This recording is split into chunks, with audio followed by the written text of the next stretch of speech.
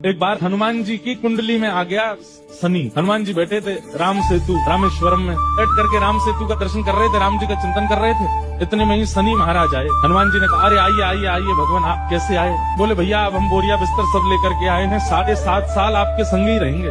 7.5 साल के लिए आती है शनि की दशा। हनुमान जी बोले बहुत बढ़िया, बहुत दिन हो गए अकेले रहते रहते, बढ़िया एक कंपनी मिल जाएगी, आ जाओ। तो शनि महाराज बोले आपके कौन से अंग में विराजू मैं? बोले आपको जो बढ़िया लगता है वहाँ बैठ जाओ। बोले ऊपर आप हमारे इसलिए नहीं आ सकते क्योंकि हमारा सर्वांगीण अंग राम से अंकित है, राम के ऊपर हम बैठने नहीं देंगे, हमारे इसलिए हैं वो। तो शनि बोले हम कहाँ बैठे? बोले काम करो आप हमारी पूंछ पे बैठ जाओ, ये पूंछ खाली बैठी है, बढ़िया है, लहराते रहोगे पूरे दिन, बैठ जाओ।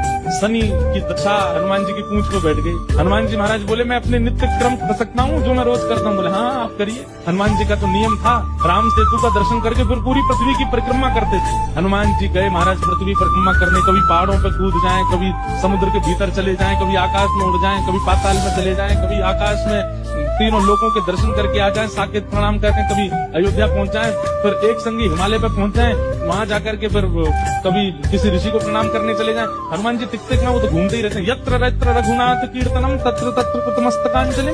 जहाँ जहाँ कथा होती है, ये बात लिख लीजिएगा, पूरे विश्व में जहाँ भी कथा होती है हनुमान जी एक क्षण के लिए सही आते हैं, सब जगह आते हैं। अब अपनी संध्या वंदन करके तीनों लोगों की परिक्रमा करके पृथ्वी परिक्रमा करके फिर हनुमान जी ने लिस्ट निकाली कहाँ कहाँ कथा चल रही, सारी कथाओं में गए। एक सेकंड के लिए इतनी उछल कूद और इतना ज्यादा एनवायरमेंट चेंज हुआ, व्यक्ति अगर एक मौसम से दूसरे मौसम में जाए तो जुकाम खांसी हो जाती, क्या क्या।